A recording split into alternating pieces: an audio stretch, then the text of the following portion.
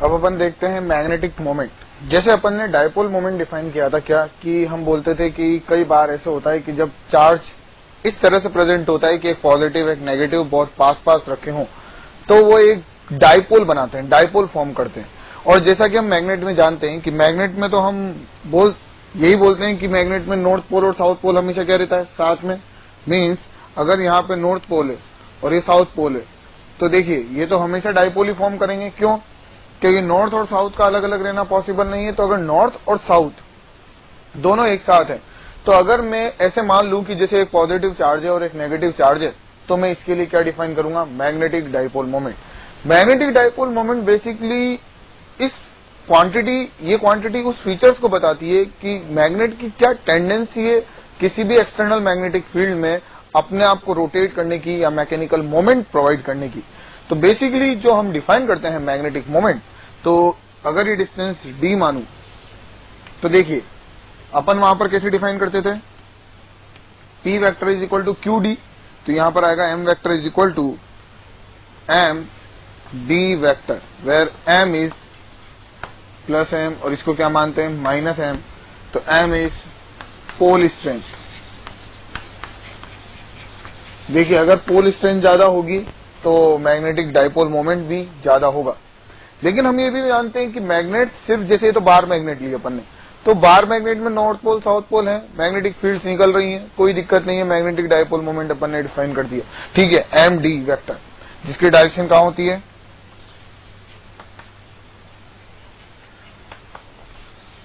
South to north. ठीक है, क्यों? क्योंकि जैसे अपने इलेक्ट्रिक डायपोल मोमेंट में होता था माइनस क्यू से प्लस क्यू की तरफ, मैग्नेटिक इलेक्ट्रिक डायपोल मोमेंट में डायरेक्शन होती थी डायपोल मोमेंट की माइनस क्यू से प्लस क्यू। यहाँ पे माइनस का काम कौन करता है, साउथ, तो इसकी डायरेक्शन होगी साउथ टू नॉर्थ। ठीक है, तो ये मैग्नेटिक डायपोल मोमेंट डिफाइन करने का एक तरीका, जब आपके पास मैग्नेट कैसी हो जैसे बार मैग्नेट टाइप की। ठीक है, लेकिन हम जानते हैं कि मैग्नेटिक फील्ड तो करंट कैरिंग लूप या करंट कैरिंग वायर की वजह से भी डिफाइन होता है। ठीक है, तो अगर हम एक लूप ले लें, जैसे सपोज करिए कि इसमें करंट ऐसे फ्लो कर रही है। ठीक है, तो अगर करंट ऐसे फ्लो कर रही है तो मैग्नेटिक फील्ड कैसे निकलेगी, ऐसे।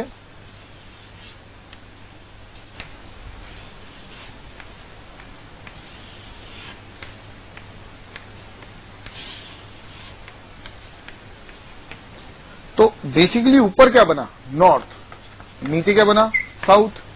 तो अगर मैं इसका मैग्नेटिक डायपोल मोमेंट डिफाइन करूं, करंट किधर जा रही है, इस साइड। ठीक है, तो इसका मैग्नेटिक डायपोल मोमेंट जो करंट कैरिंग लूप का डिफाइन होता है I A vector, where A vector की डायरेक्शन होती है curl the finger in the direction of current then thumb gives the direction of area vector. एक बार दोबारा सुनिए, magnetic dipole moment is I A vector. ठीक है, आई ए वेक्टर की direction curl the finger in the direction of current then thumb gives the direction of area vector.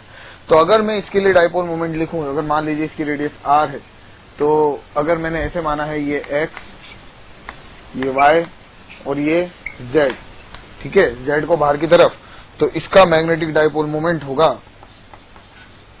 m vector is equal to I, area vector is pi R square, ring माना है। ठीक है, और ऊपर की direction means j के। This is the magnetic dipole moment. Magnetic dipole moment बताने के दो तरीके, अगर bar magnet type without any current, अगर कोई मैग्नेटिक फील्ड जनरेट करने वाला सोर्स है तो उसका मैग्नेटिक मोमेंट होगा एम डी वेक्टर। और अगर मान लीजिए कोई करंट कैरिंग लूप या कोई करंट कैरिंग एलिमेंट्स या करंट कैरिंग स्ट्रक्चर है जिसके वजह से मैग्नेटिक फील्ड जनरेट हो रहा है, तो उसके वजह से जो हम मैग्नेटिक डायपोल मोमेंट डिफाइन करेंगे वो होगा आई ए वेक्टर। ठीक है, वेयर ए वेक्टर की डायरेक्शन किधर होगी, curl the finger in the direction of current then thumb gives the direction of area vector. इसको लिख लीजिए, magnetic dipole moment.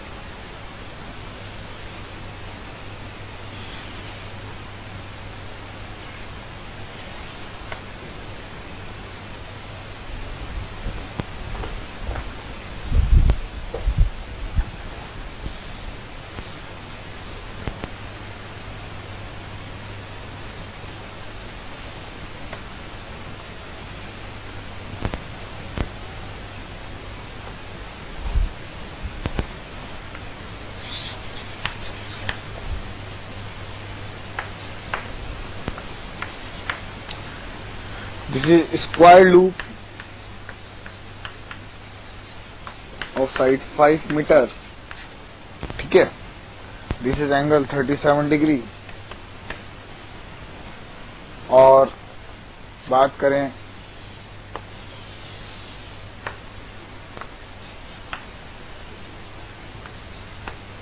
Current flow हो रही है I। अब देखिए, अगर मुझे इसका मैग्नेटिक डायपोल मोमेंट निकालना है, एक और स्ट्रक्चर देखते हैं।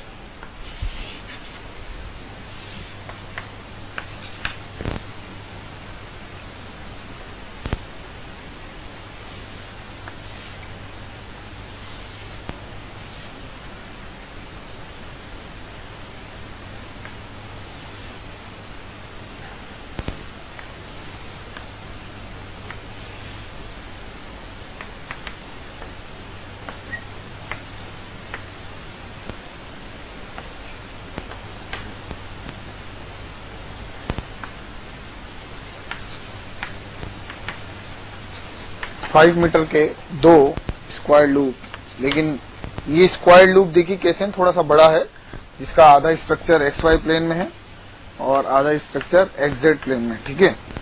तो बात करते हैं अपन इन दोनों का ही, अपन को मैग्नेटिक मोमेंट कैलकुलेट करना है। मींस M वेक्टर अपन को बताना है क्या होगा इसमें भी, और इस क्वेश्चंस में भी अपन को क्या बताना है कि M वेक्टर कितना होगा। अब देखिए, दोनों ही क्वेश्चंस थोड़े डिफरेंट टाइप के हैं और इसलिए लिए गए हैं ताकि अपन बहुत अच्छी तरह से क्लियर कर पाएं कि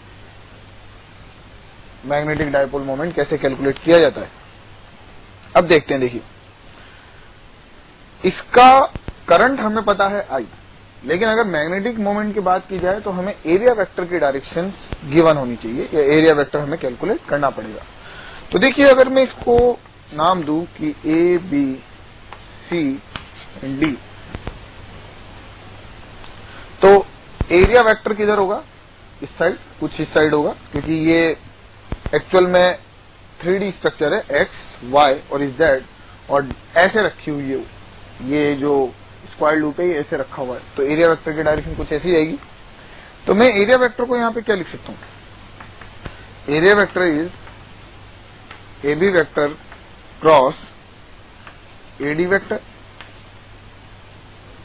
AB vector cross AD vector, ठीक है। क्यों लिख सकते हैं पर इसको ऐसा? क्योंकि वेक्टर में आपने पढ़ा होगा मैथमेटिक्स में कि किसी स्क्वायर लूप का या रेक्टेंगल का area AB vector cross AD vector के साथ दिया जाता है। तो AB वेक्टर अगर मैं AB के कोऑर्डिनेट लिखूं तो देखिए, ये AB के कोऑर्डिनेट x में जाएंगे, ये 5 है, तो 5 cos 37 मीन्स 5 cos 37 हो गया अपने पास 4 और (0, 3), ठीक है। और AD वेक्टर, तो इसके कोऑर्डिनेट कितने गए? 0, 0, 5। तो पहले तो अपन AB वेक्टर के बारे में बात करें कि AB वेक्टर कितना है। तो AB vector is 4i cap plus 3k cap and AD vector is equal to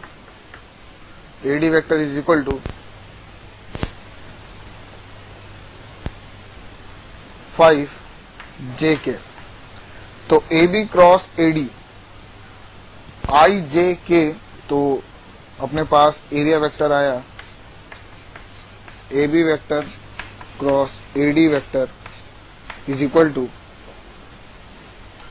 4i cap 5j cap, IJK यानी 20k कैप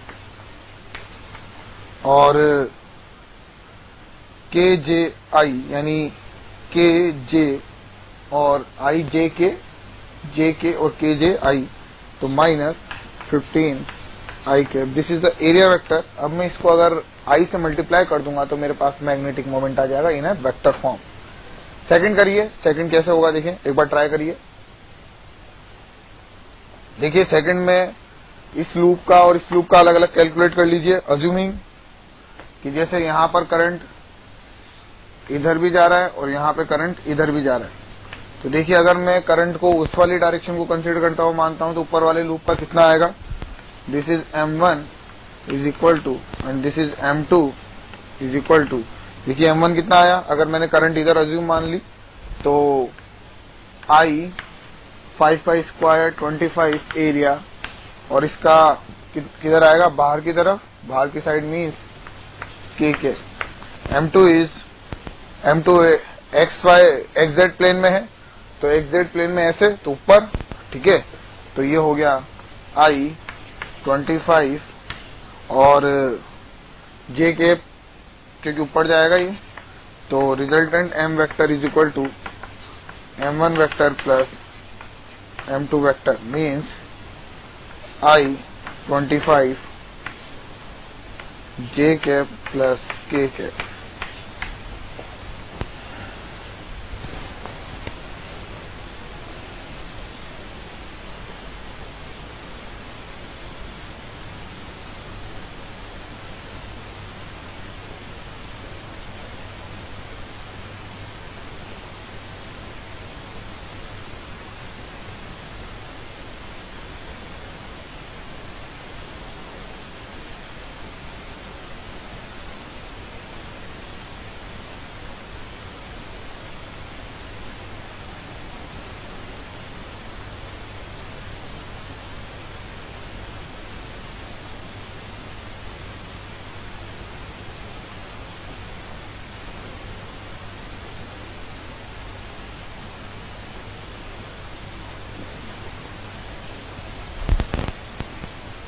लिख लिया। नेक्स्ट आगे,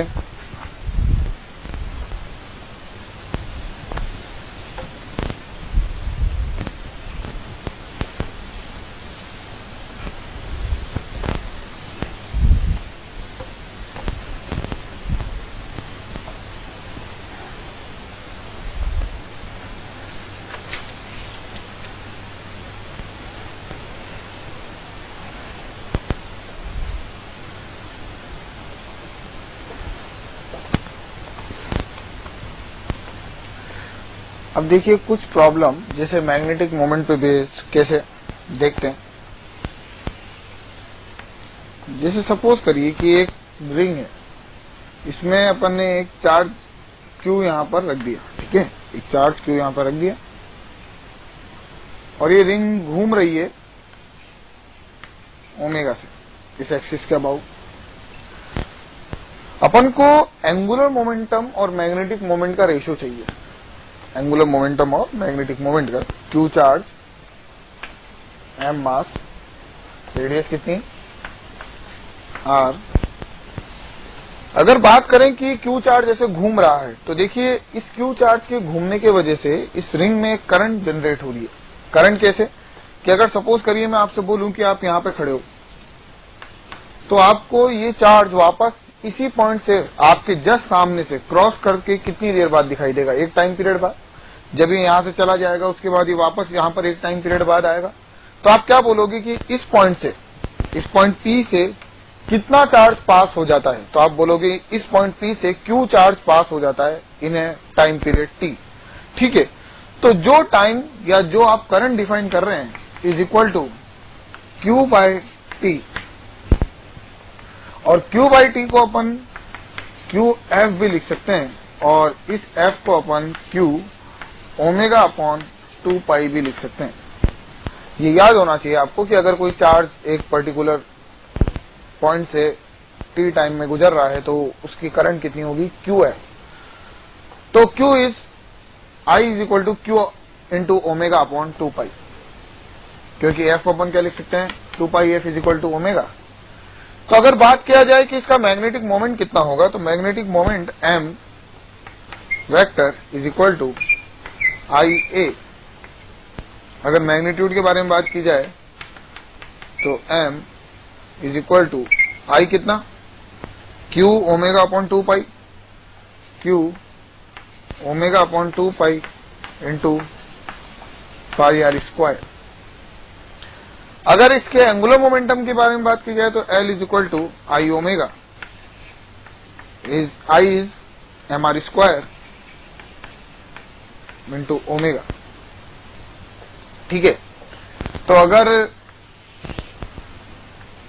magnetic moment upon angular momentum L का रेशियो निकाला जाए तो कितना आ रहा है, Q ओमेगा से ओमेगा कैंसिल, पाई से पाई कैंसिल, R स्क्वायर से R square cancel, Q by 2m।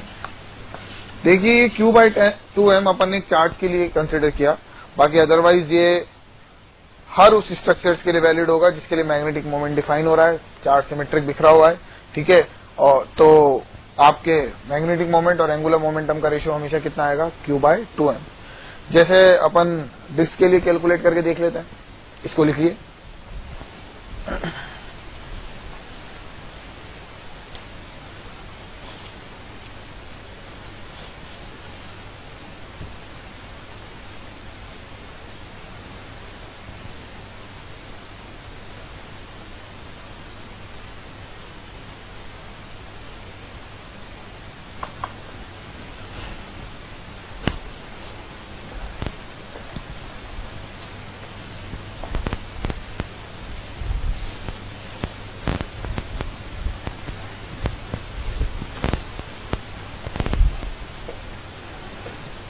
देखिए अब अपन को कैलकुलेट करना है,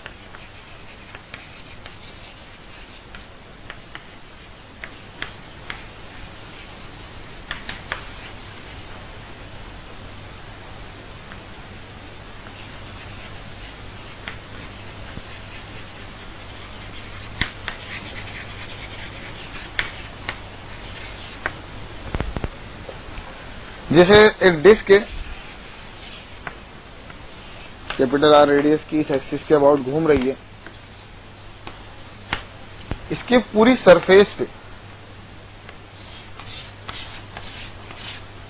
यहां पे पूरी सरफेस पे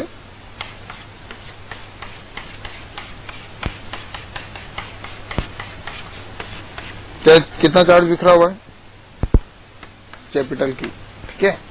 कैपिटल क्यू या स्मॉल क्यू है ना, अपन ने कैपिटल क्यू पहले स्मॉल क्यू माना था।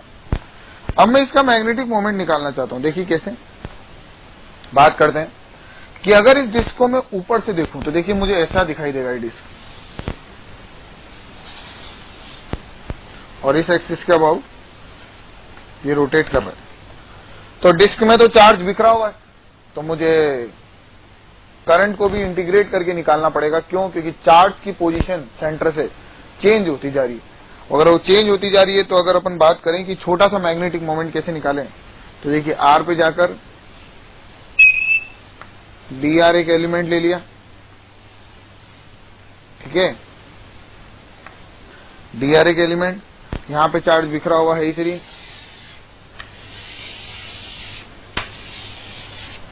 ठीक है, और यहां पे जो चार्ज है वो हमें कैलकुलेट करना है। डी क्यू चार्ज कितना, आर पे जाकर ये मोटाई कितनी है, डी आर। तो देखिए जो एरिया बना, दिस इज एरिया, तो अगर मैं इसके लिए सिग्मा डिफाइन करूं तो सिग्मा कितना होगा, Q/πr²। तो जो छोटा सा चार्ज आया D Q is equal to कितना, D Q is equal to 2πr dr is area vector into sigma. Sigma की वैल्यू Q/πr² लिखें तो D Q is equal to Q/πr², 2πr dr, तो यह आया 2QR dr upon r² is D Q. तो जो छोटी सी करंट बनेगी D I is equal to D Q into F, ठीक है। तो जो छोटा सा मैग्नेटिक मोमेंट बना इज इक्वल टू आई ए, तो ए कितना हो गया अपने पास, जो करंट आई टोटल अपने पास वो कितनी आई, मैग्नेटिक मोमेंट अगर मैं लिखूं छोटा सा तो I A is equal to I is Q F, तो डी क्यू इंटू एफ है ना, तो D Q into F into area, area is D Q into F, F कितना, ये this is I and area is πr²। क्यों? क्योंकि जो area है वो एरिया कितना है, πr², ठीक है। तो स्मॉल r², ये एरिया जो अंदर है जिसके अराउंड ये रिंग रोटेट कर रही है, तो dm, तो कंप्लीट मोमेंट के लिए इंटीग्रेशन ऑफ डी क्यू कितना 2 Q R D R upon R square into pi R square. तो ये हो गया R cube by R cube. ठीक है, तो m इज इक्वल टू कहां से कहां तक, 0 से कैपिटल आर तक। तो m is equal to 2 Q upon R square R pi. ठीक है, तो ये कितना हुआ इंटू एफ। एफ में यहां पर एक एफ मल्टीप्लीकेशन में भी चल रहा है क्योंकि ये तो डी क्यू है। ठीक है ना, एफ, तो एफ को अपन क्या लिख सकते हैं, ओमेगा अपॉन 2 पाई इंटीग्रेशन अपॉन 0 से आर। ये हुआ अपने पास r की पावर 3 इंटू डी आर। ठीक, तो m अपने पास कितना आया, m आया अपने पास 1 पाई से पाई उड़ा, 2 से 2 उड़ा, q omega upon R square, और ये आया r की पावर 4, r की पावर 4 अपॉन 4। तो नीचे आया r की पावर 4, ऊपर आया r की पावर 4। तो ये अपने पास हुआ q omega R square upon 4। ये आया अपने पास मैग्नेटिक मोमेंट। अगर मैं एंगुलर मोमेंटम की बात करूं, L इज आई ओमेगा, तो आई कितना होता है डिस्क का उसके एक्सिस के about, mr square by 2, mr square by 2 into omega. तो अगर मैं बात करूं कि m बाय एल का रेशो, m बाय एल का ratio is equal to m कितना q omega R square by 4, और ये है m आर स्क्वायर बाय 2, यानी q ऊपर q, ओमेगा से ओमेगा कैंसिल हुआ, आर स्क्वायर से आर स्क्वायर कैंसिल हुआ, तो m आर स्क्वायर और नीचे 2, तो ये हो गया अपने पास q बाय 2 m या स्मॉल m ले लें अपन। ठीक है, तो देखिए पहले भी अपने q बाय 2m आ रहा था और अभी भी कितना आ रहा है q by 2m। That means कि अपन कोई स्ट्रक्चर लें तो उसके लिए मैग्नेटिक मोमेंट और एंगुलर मोमेंटम का रेशियो क्या रहता है, constant, which is equal to q by 2m। ठीक है,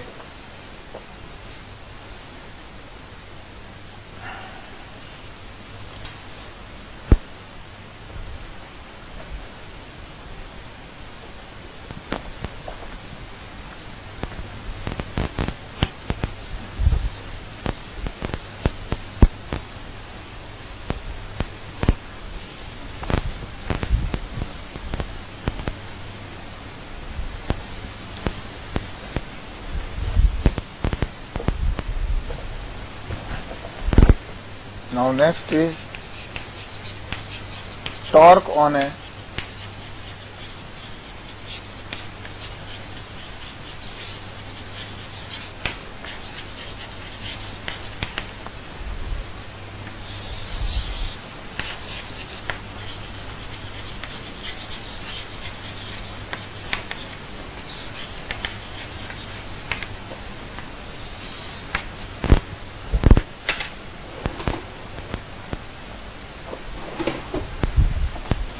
देखिए कैसे कि अपन ने मैग्नेटिक फील्ड मान लिया बाहर की तरफ है,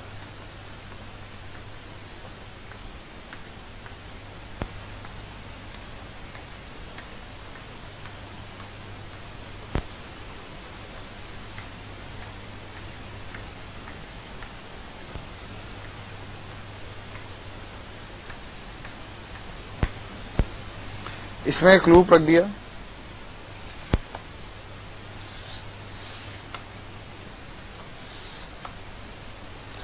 जिसकी ये साइड कितनी है A और ये साइड है B। इस एक्सिस के अबाउट ये घूम सकता है। ठीक है, इसमें करंट फ्लो हो रही है इस डायरेक्शन में।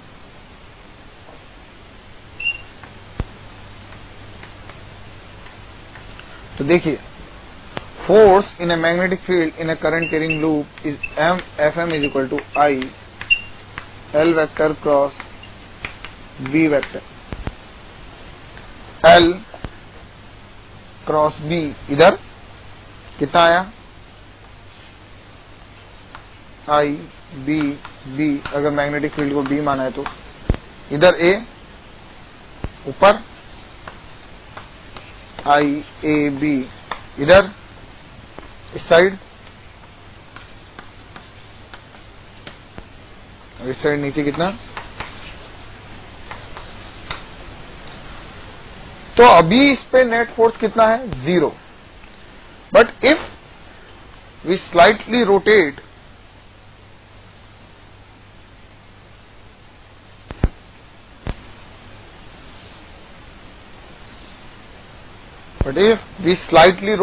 this loop this side, ऊपर से देखें तो एंटी क्लॉकवाइज, ठीक है। अगर इसको थोड़ा सा ऐसे रोटेट कर दिया, देन अगर ऊपर से इसको देख रहे हैं, मींस ऊपर से, तो मैग्नेटिक फील्ड लाइंस बाहर जा रही होंगी, और मैग्नेटिक फील्ड लाइंस अगर बाहर जा रही होंगी तो हमें ऊपर से लूप का सिर्फ ये स्ट्रक्चर दिखाई देगा, सिर्फ दिस साइड।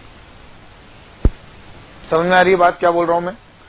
तो अगर मैग्नेटिक फील्ड लाइंस अगर ऊपर से देखें इसको, तो मैग्नेटिक फील्ड लाइंस ऐसे जा रही होंगी,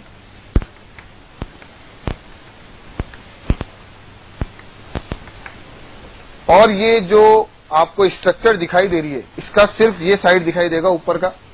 और वो भी कैसे कि जब मैंने इसको ऊपर से, देखो ये मैग्नेटिक फील्ड लाइंस बाहर जा रही है, ऊपर से इसको ऐसे रोटेट करा, तो इसी डायग्राम को मैं सीधा उठाकर यहां से, कि मैग्नेटिक फील्ड लाइंस यहां पर है, इसको थोड़ा सा ऊपर रोटेट कर, इसको उठाकर सीधा यहां पे बना दिया, तो ये कैसे रोटेट हो गया, इस टाइप से।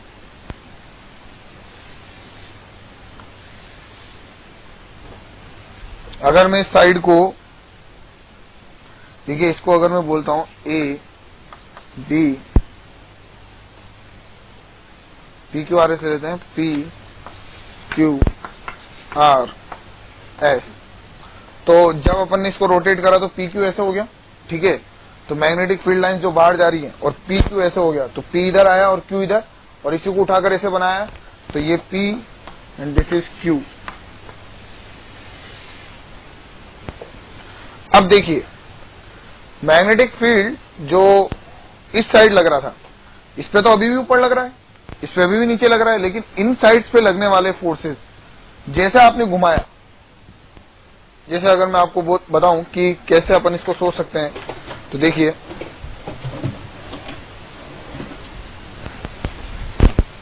जैसे सपोज करिए कि ये लूप है, अगर मैंने इसको थोड़ा सा ऐसे रोटेट करा, तो ऊपर की साइड पे लगने वाला फोर्स ऊपर, नीचे की साइड पे लगने वाला फोर्स नीचे, लेकिन इस साइड पे लगने वाला फोर्स इधर, और इस साइड पे लगने वाला फोर्स इस साइड, ठीक है। तो ये जो फोर्सेस हैं, पहले ऐसे लग रहे थे, अभी भी ऐसे लग रहे हैं, लेकिन अब इनकी टेंडेंसी क्या है, इस लूप को वापस घुमाकर सीधी करने की। कैसे, देखिए